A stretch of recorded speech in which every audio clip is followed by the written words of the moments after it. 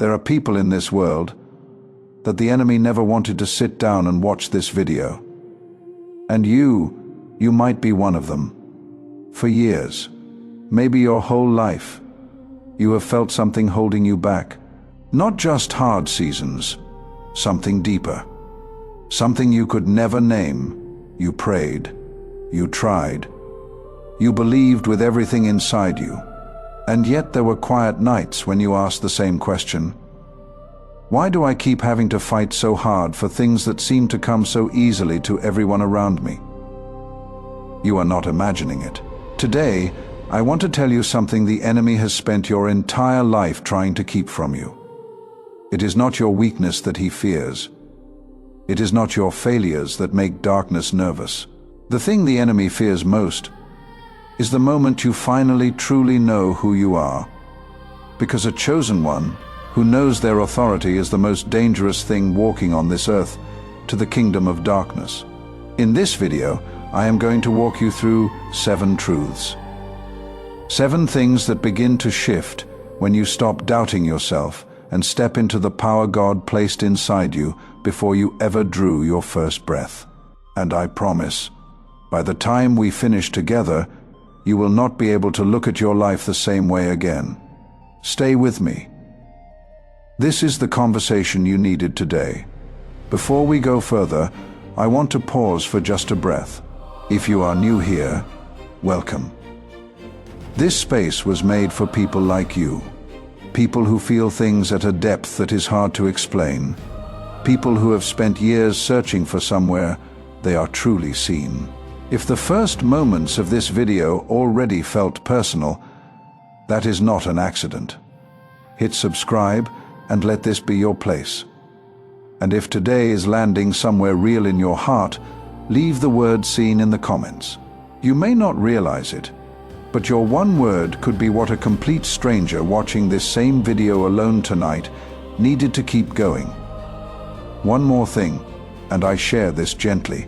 If something shared in this space has ever helped you breathe a little easier, feel a little less alone, or take one more step forward when everything in you wanted to stop, there is a small way to help carry that same gift further. The link is in the description and pinned in the comments. Think of it not as giving to a channel, but as lighting a candle for someone you will never meet. Someone sitting in a dark and heavy season tonight, searching for exactly these words. When you choose to support this mission, you are not giving to me. You are sending hope to a stranger who has been waiting for it. You will never know their name, but they will feel the warmth you sent.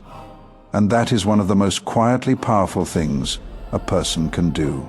Have you ever looked at someone else's life and quietly thought, why is mine so much harder?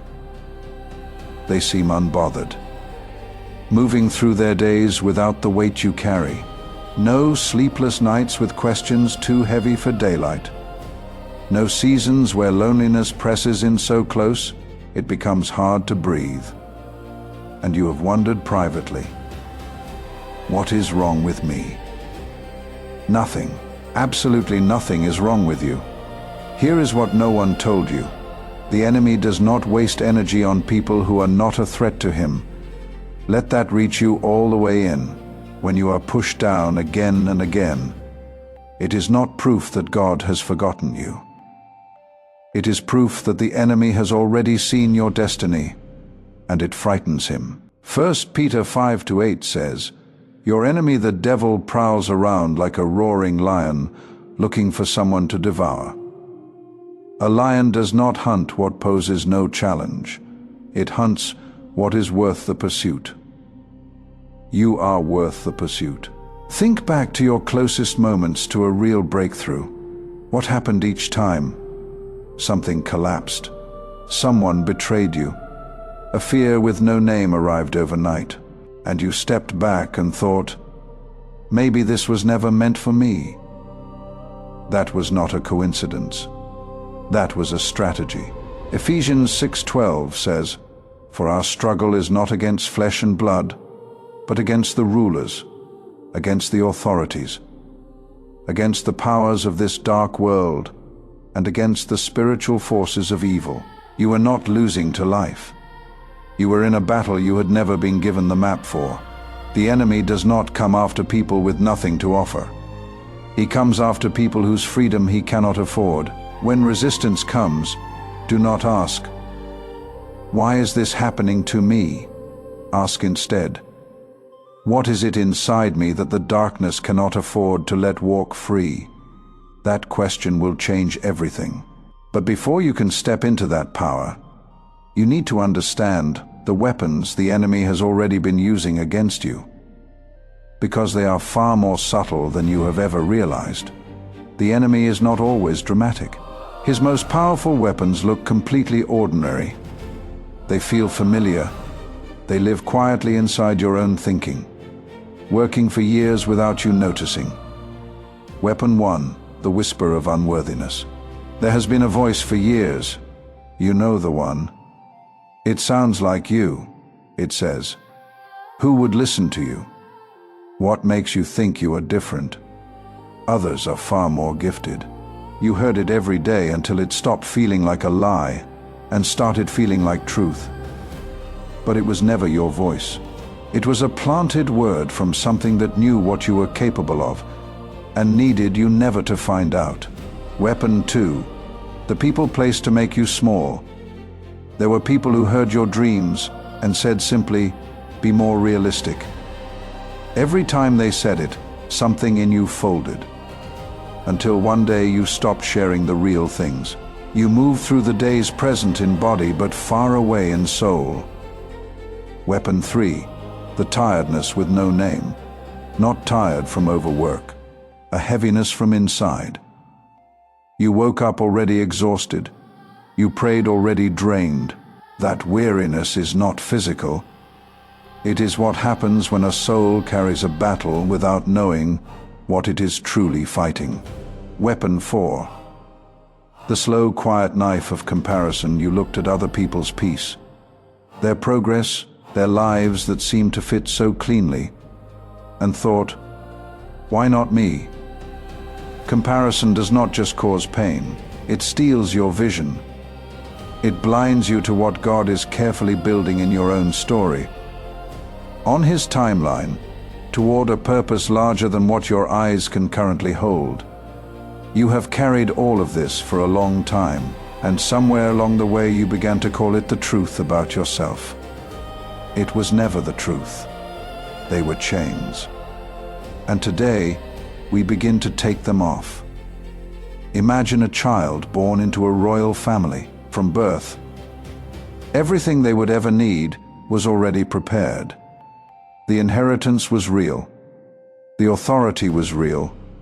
But someone told them they were nobody, and they believed it. They spent their whole life waiting for permission that was never required, asking for space that had always been given. Does that feel familiar? The power God placed inside a chosen one is not a reward. It is not unlocked after you have suffered enough or proven yourself enough.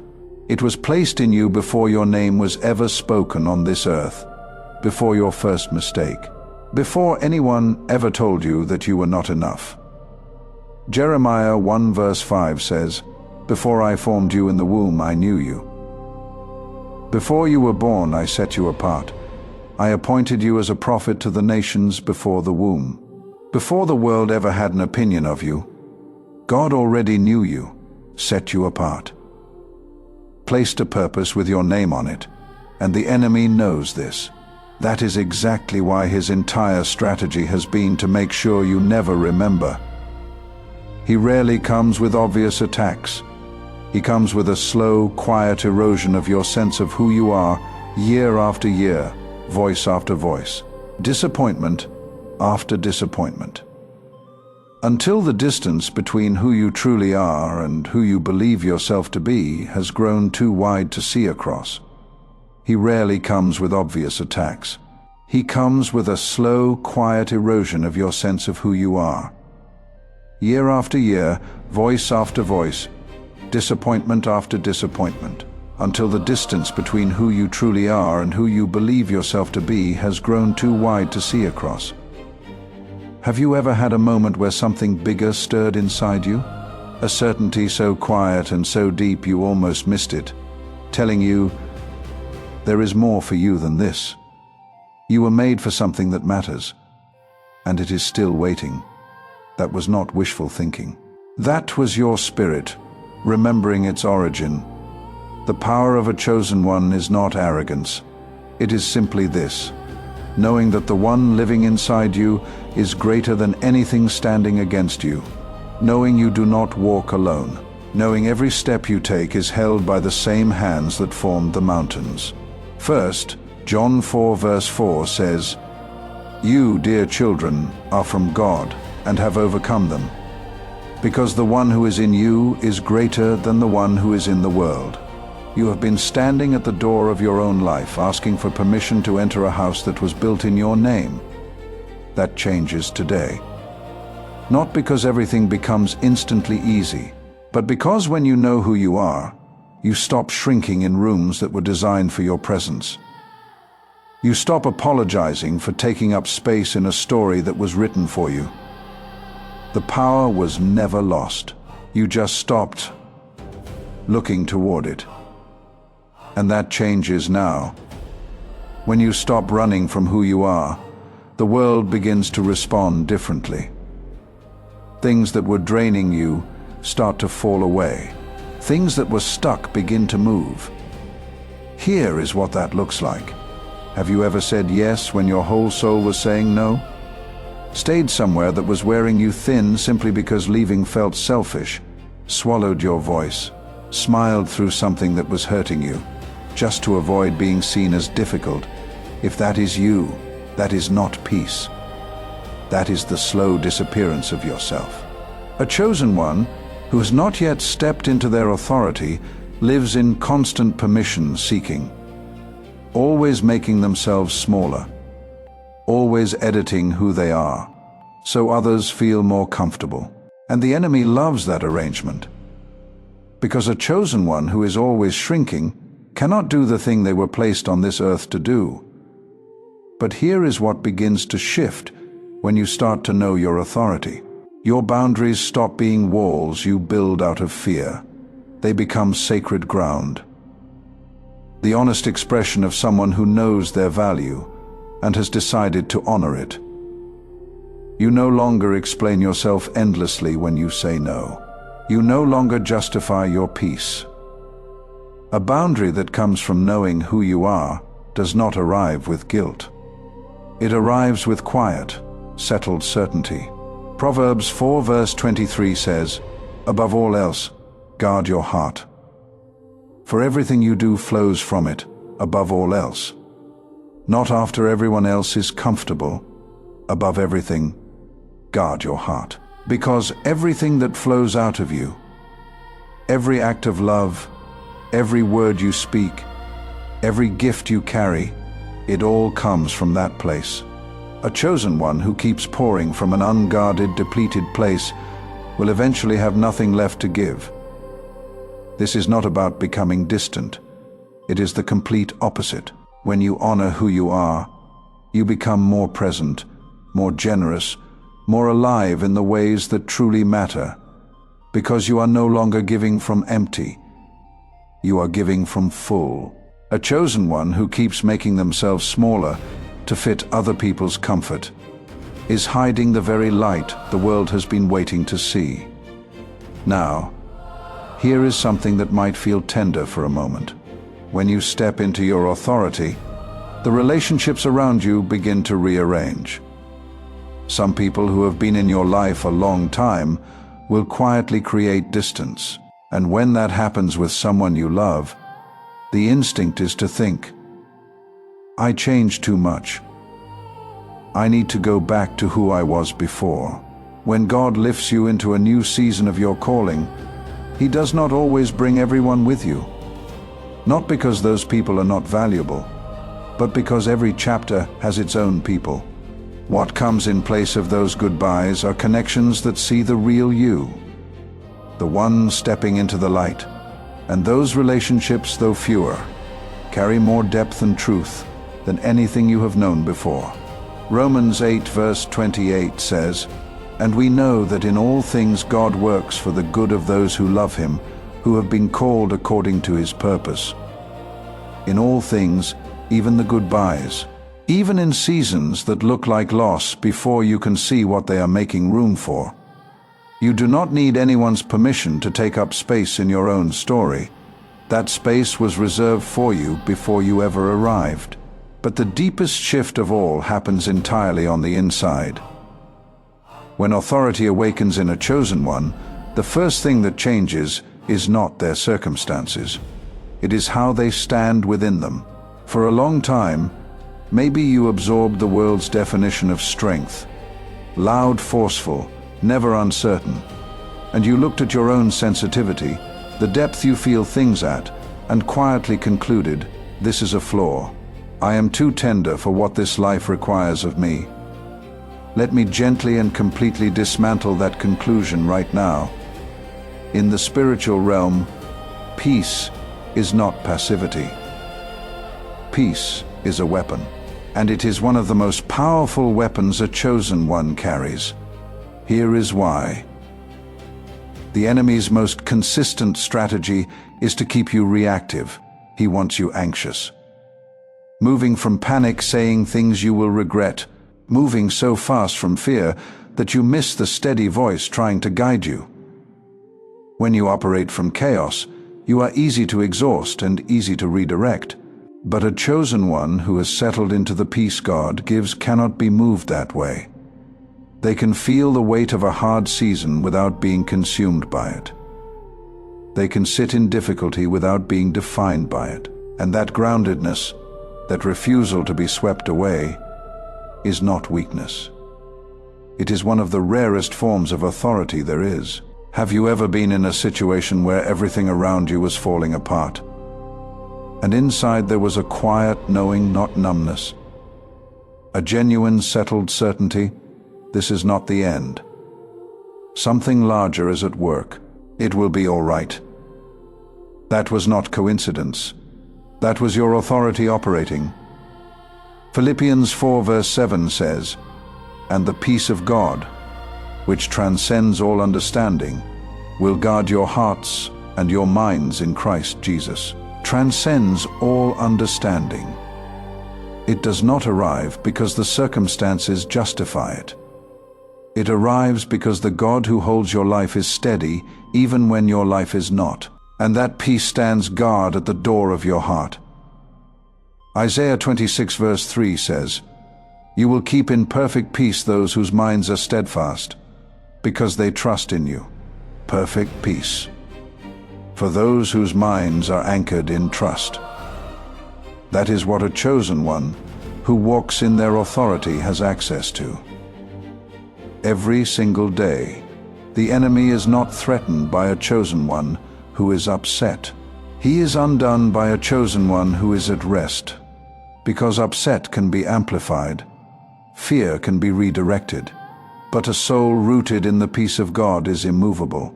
And an immovable chosen one changes every room they walk into simply by being present. When you stop reacting and begin responding from peace, something extraordinary happens. You stop being controlled by your circumstances.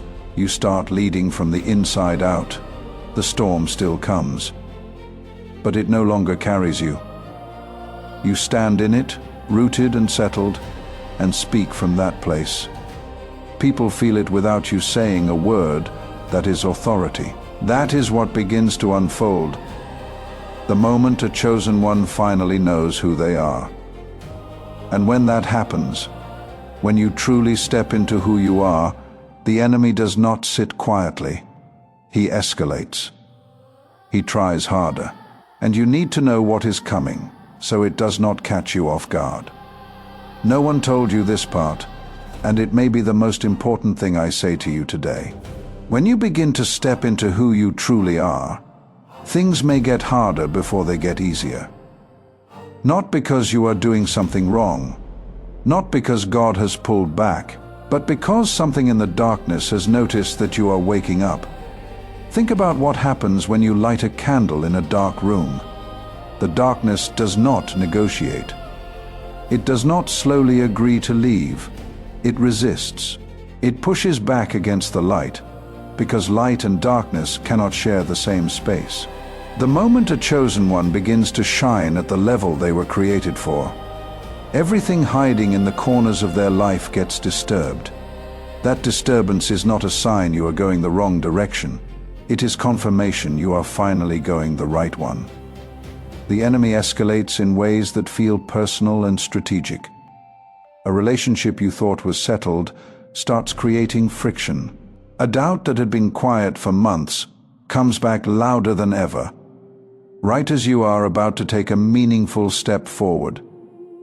A wave of exhaustion arrives exactly when you need clarity the most. An old wound reopens the moment you feel ready to move past it. And if you do not know what you are looking at, you will interpret all of that as a reason to stop. Psalm 34:19 says, "The righteous person may have many troubles, but the Lord delivers him from them all." Many troubles, not a few, many. And every single one delivered from. That is not a promise for a life without opposition. It is a promise that opposition does not get the final word. James 1 verses 2 through 4 say, "Consider it pure joy, my brothers and sisters, whenever you face trials of many kinds, because you know that the testing of your faith produces perseverance. Let perseverance finish its work so that you may be mature and complete, not lacking anything, not lacking anything." That is the destination, but the road runs directly through the testing. There is no shortcut, only the choice of how you stand within it. Here is what shifts in a chosen one who understands this truth. They stop reading resistance as rejection. They stop interpreting difficulty as a sign to retreat. They begin to read it the way a seasoned navigator reads turbulence, not as evidence the plane is going down, but as evidence the plane is climbing. A chosen one who knows their authority does not fight from fear. They fight from a position of a victory that was settled before the battle ever began. They do not ask, "Can I survive this?" They ask, "What is God teaching me through this that I could not have learned any other way?" That question changes everything. It moves a person from victim to student, from someone being pushed around by life to someone being shaped by it into exactly who they were always meant to be. Romans 8:37 says, "No, in all these things we are more than conquerors through him who loved us." More than conquerors through him who loved us. That victory is not based on your strength, on your best day. It is based on his love on every day. A love that does not waver when you are weak, it remains. You are not in a battle to see if you can win. You are in a battle where the outcome is already settled. You are simply being asked to stand. The enemy only escalates against someone he considers a real threat. If things are getting harder right now, it may be because you are getting closer. And now we come to the most important moment in this entire conversation. I want to speak directly to you now, not to everyone watching, just you. You have been fighting for a long time, and not always in ways anyone around you could see. Some of your deepest battles happened in the quiet, in the middle of the night when no one was watching, in those private moments when you had to choose whether to get back up one more time, and you did, every single time. Not one moment of it was wasted. Every tear that fell in a season you did not understand was watering something you cannot yet see. Every time you chose faith when your circumstances gave you every reason not to, something was being built in you that cannot be built any other way. Psalm 126 verse 5 says, "Those who sow with tears will reap with songs of joy." Songs of joy. Not a quiet, modest improvement. Songs full and overflowing. The harvest is coming, and it will be proportional to the depth of what you sowed in the hard seasons. You were not chosen because you were perfect. You were chosen because God saw in you something you have not fully seen in yourself yet. He knew you would need to walk through fire to carry the kind of light the world needs. And through every hard moment, He never let you go through it alone. Someone is watching this right now who is standing at the edge of giving up, not on life, on the calling, on the dream they have carried for years that has not yet come to pass, on the quiet belief that they were made for something meaningful.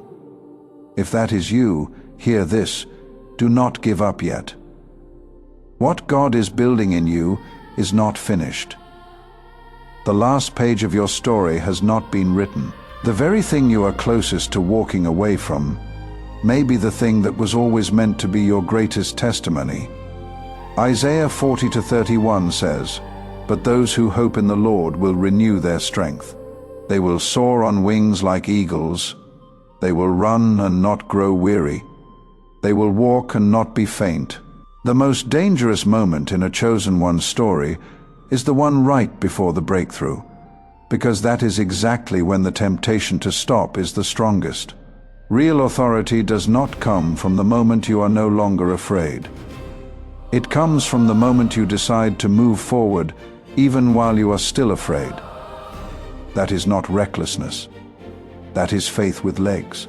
That is what a chosen one who finally knows who they are actually looks like. The world does not need more perfect people. It needs chosen ones courageous enough to live as who they truly are. People who know the scars they carry are not signs of defeat. They are proof that something worth fighting for was fought for, and they did not quit when it cost them something real. That is you. It always has been. If something in this conversation landed somewhere in you that has not been reached in a long time, leave just one word in the comments. Ready? That one word may be exactly what someone else scrolling past this video tonight needs to see to keep going. If this video found you at the right time, share it with someone who needs to hear it. You may not know who that person is right now, but something in you will recognize them.